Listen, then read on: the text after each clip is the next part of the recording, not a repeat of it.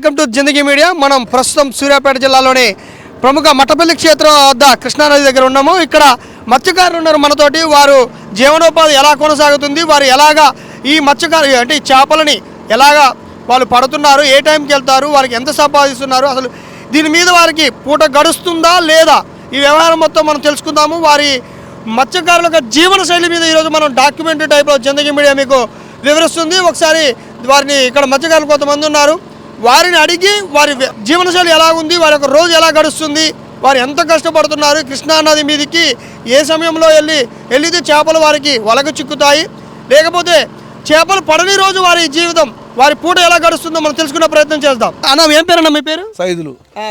సైదులు గారు, ఎట్లా ఇప్పుడు చేపలకు పోతుంటారు కదా కృష్ణానదికి? అవును. మీరు ఏ టైంలో పోతే మీకు చేపలు పడుతుంటాయి? పొద్దున 3ంటికి 2:30కు పోతాం కృష్ణలో, తెల్లారుదా 7-8 దాకా వస్తాం. అంటే ఈ టైం మొత్తం మీరు చీకట్లో కృష్ణానదిలో ఉంటాం. అంటే ప్రమాదకరం కదా, ఇంత పెద్ద కృష్ణానది ఉంది, ఇంత ప్రమాదం ఉంది, ఎట్లా?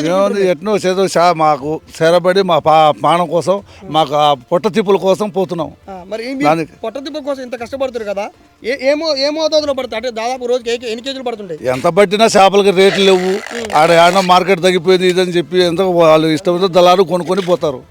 అన్నదంటూ వేసేస్తావు రేటు 100, 50, 150 అట్లా. ఏ సరుకు ఆ సరుకు వాల్గలు, జల్లలు, చిప్పలు, పాంప్లెట్లు, అవి రకరకాల చేపలు పడతాయి. రకరకాల చేపలు అన్ని పడతాయి. చేపలు 10 రకాలు 15 రకాలు పడతాయి.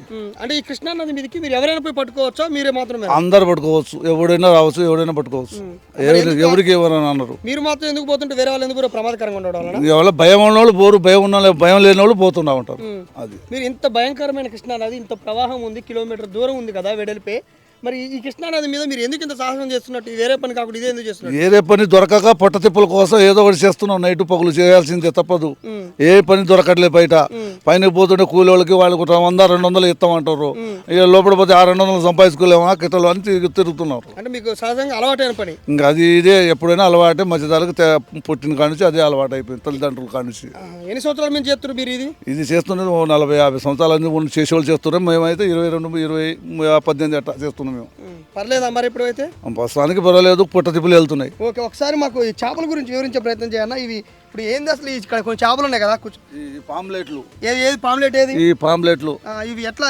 ఇవి తింటేది ఏంది, అది తింటేది ఏంటిది? ఈ చేప ఏం చేప? ఇది వాలగా. దీనికి డిఫరెన్స్ తేడా చెప్పండి. దీనికి ముళ్ళులు ఉండవు, దీనికి కూడా ముళ్ళులు ఉండవు, కానీ లోపల ముళ్ళు ఉంటుంది, దీనికి అసలు ముళ్ళులు ఉండదు. అది చేప.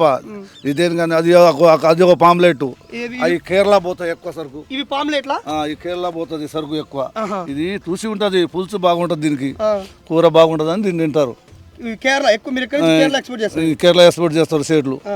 ఇప్పుడు ఈ వాలగన్నారు కదా, వాళ్ళగా ఇది చెన్నై, కలకత్తా పోతుంది సరుకు.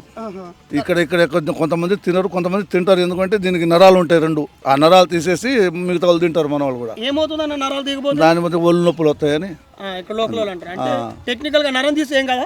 నరం తీసేసి ఏం కాదు, మంచిగా ఉంటది, కూర టేస్ట్ ఉంటది, అది కూడా మంచి టేస్ట్ ఉంటది. తర్వాత ఇంకేమైనా ఉన్నాయన్న ఇక్కడ రకాలు? నీకు జల్ల ఉంది. జల్ల అంటే ఆ జల్ల నెంబర్ 1 జల్ల. ఇది పచ్చకోళ్ళు తినవచ్చు, బాగుంటది సరుకు. అది ఎవరు తినొచ్చు? అందరు పచ్చకోళ్ళు తినవచ్చు. పచ్చకారులు అయినా తినవచ్చు. అనారోగ్యంతో పాడేవాళ్ళు కూడా తినవచ్చు ఈ చేపలు. అందరు తినవచ్చు, ఏ మందు తిన్నవాళ్ళు కూడా తినవచ్చు ఆ చేపలు. ఓకే, ఇంకేమైనా రకాలు ఉన్నాయా? ఇంకా రాగండే ఉంది, రాగండ లేదు ఇక్కడ. మీకు ఎక్కువగా ఏ చేపలు అందుబాటులో ఉంటాయి, ఎక్కువ పడుతుంటాయి? ఎక్కువ రవ్వ, ఈ పాంప్లెట్లు ఎక్కువ పడతాయి. రవ్వ పాంప్లెట్లు. ఇవి వచ్చేసరికి డిఫరెన్స్ అన్న కేజీ ఎంత ఉంటుంది? వాలగా. ఇది వాలగా అన్నారు కదా, ఇది వాలగా అయితే ఎంత ఉంటుంది? ఇది 100 నుంచి 200 దాకా ఉంటుంది కేజీ, సైజు పట్టించి. ఇవి అన్న ఇది అన్నారు, ఇది జల్ల.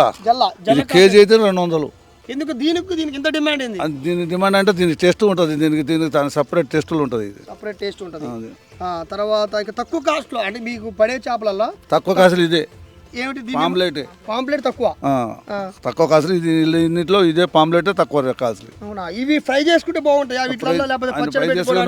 ఇది కూర చేసడానికి పనికి రాదు, బాగుంటది, కానీ నీసు వాసన వస్తుందని ఇంకా ఫ్రై చేసుకుంటారు ఎక్కువ. బాగా ఫ్రైకి బాగుంటుంది. అది బాగుంటుంది. లో కాస్ట్. కేరళ అంటారు. ఈ చేపల్ని ఎక్కువగా ఎక్స్పోర్ట్ చేస్తుంటారు, అంటే వీటి ప్యాకింగ్ పర్పస్. మన నియర్ బై అంటే మనకు తెలుస్తుంది. ఓకే, లోకల్ గా వీటిని పరక పిల్లలు అంటారు. ఇవి ఒకసారి చూడొచ్చు. ఇవి కేరళ లాంటి, కలకత్తా లాంటి వాటికి ఎక్స్పోర్ట్ చేస్తారంట, ప్యాకింగ్ చేస్తారంట.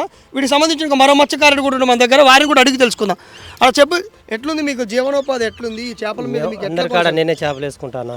అంటే మీరు మారుబేరం వేసుకుంటా, వేసుకొని ప్యాకింగ్ చేసుకుంటా. హైదరాబాదు, కలకత్తా, కేరళ వాళ్ళు టోటల్ ఐటమ్ మొత్తం వేసుకుంటారు చిన్న అయితే సదా ఐటమ్ ఒక్కొక్క ఐటమ్ ఒక్కొక్క రేట్ ఉంటుంది సైజుని బట్టి రేట్ ఉంటుంది మరి మంచి గిట్టుబాటు అవుతుందా మీరు మత్స్యకారుల నుంచి ఇంకా ఇప్పుడు రంజాన్ ఒకటి వచ్చింది రంజాన్ అని బేరం రేట్ స్లోగా ఉంటుంది ఇంకా ఇప్పుడు నుంచి స్లోగా ఉంటుంది వర్షాకాలం బాగుంటుంది అంతే ఇప్పుడు రంజాన్ పండుగని ముస్లిమ్స్ అందరు తినారని స్లోగా చేస్తారు రంజాన్ ఒక్క పొద్దులు ఉంటారు ఒక పొద్దులు ఉంటారు కానీ మార్కెట్ కొద్దిగా స్లో ఉంటుంది ఒక నెల రోజులు తర్వాత మళ్ళీ పికప్ అవుతుంది మేజర్ గా మీ గారు చెప్పిన ప్రకారం చాలా రకాల చేపలు ఉన్నాయి కదా చాలా ఉంటాయి వీటిలలో మీకు ఎక్కువ సేల్ అవుతాయి మీరు అక్కడ నుంచి మత్స్యకారుల నుంచి ఎక్కువ మనకి ఇక బొచ్చెలు రవ్వలు ఈ వాలగలు ఎక్కువ పోతాయి కలకత్తా సేల్ ఎక్కువ అవుతాయి అంటే మీరు బయటికి మీరు ఎక్స్పోర్ట్ మేము ఎక్స్పోర్టింగ్ చేస్తాను నేనే ఓకే ప్యాకింగ్ చేసి చేసి కేరళ పంపిస్తాం అవి ఉన్నాయి పాంప్లెట్ అండి పచ్చ పాంప్లెట్లు అవి రేట్ ఎక్కువ అయ్యి 400 పడతాయి అయ్యి అంటే మీకు మీకు ఎంత మిగులుతుంది జాంపుగా కేజీకి 20-30 రూపాయలు ఏదైనా కేజీకి 20-30 రూపాయలు అంతకంటే ఎక్కువ ఎక్కువ మిగులు రోజుకు టన్ను వస్తుంది టన్ను చేప వస్తుంది మీకు 20 రూపాయలు 30 రూపాయలు మిగులుబాటు ఉంటుంది అంతే ఉంటుంది మరి ఇంత రిస్క్ తీసుకొని మీరు వేరే పని కాకుండా ఈ చేపల వృత్తిని ఎందుకు మాకు అలవాటైందన్న ఇది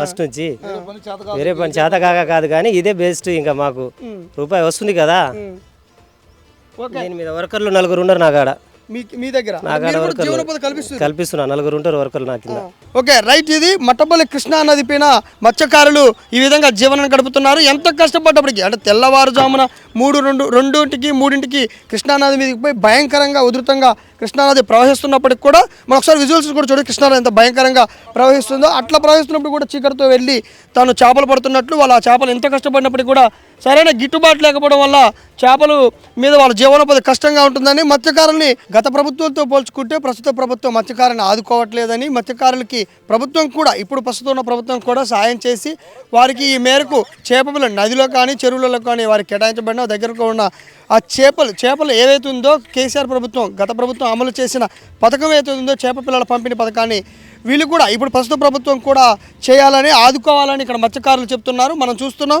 వారు తెల్లవారుజామున 3-2 ఆ టైంలో వెళ్ళి కృష్ణానదికి ఉధృతంగా ప్రవహిస్తున్న ఆ నది మీద వాళ్ళు సాహసంగా చేపలు పడుతున్నారు ఇంత ప్రమాదకరమైన వృత్తిని ఎందుకు ఎంచుకున్నారంటే వారికి తాతల కాలం నాటి జీవనోపాధి ఇదే అని ఈ పని తప్ప తమకు ఇంకో మరో పని తెలియదని ఈ పని మీదనే తమ జీవనం కొనసాగిస్తున్నట్లు ఇక్కడ కృష్ణానది మీదనే కృష్ణమ్మే వారి కడుపు నింపుతున్నట్లు చెప్తున్నారు అయితే ఈ కృష్ణానదిపైనే తమ జీవనోపాధి కనబడుతుంది కాబట్టి ఈ ప్రభుత్వం కూడా ఆదుకొని చేప పిల్ల పంపిణీ చేసి అలాగే మత్స్యకారులకి ఇన్సూరెన్సులు కానీ గవర్నమెంట్ పాలసీలు ద్వారా ఏదైనా బెనిఫిట్స్ ఉంటే వారికి ఇవ్వాలని వారు కోరుతున్నారు ఇది ఓవరాల్గా మత్స్యకారుల జీవనశైలి ఇది ఎంతో ప్రమాదంతో కూడుకున్న జీవనశైలి వాళ్ళది కృష్ణానది మీద ఉధృతంగా వస్తుంది ఏదైనా ప్రమాదం జరిగితే కూడా ఆదుకునే వాళ్ళు లేరు ఆ యొక్క ప్రమాదం జరిగితే వారు ఆచూకు కనిపెట్టడం కూడా చాలా కష్టతరంగా మారుతుంది కాబట్టి అలాంటి వృత్తిలో ఉన్న కాబట్టి తమను ఆదుకోవాలని తమ కుటుంబ పోషణకి ప్రభుత్వం సహాయ సహకారాలు అందించాలని వారు కోరుతున్నారు ఇది ఓవరాల్గా మత్స్యకారుల మీద ఇది జిందగీ మీకు అందిస్తున్న సమాచారం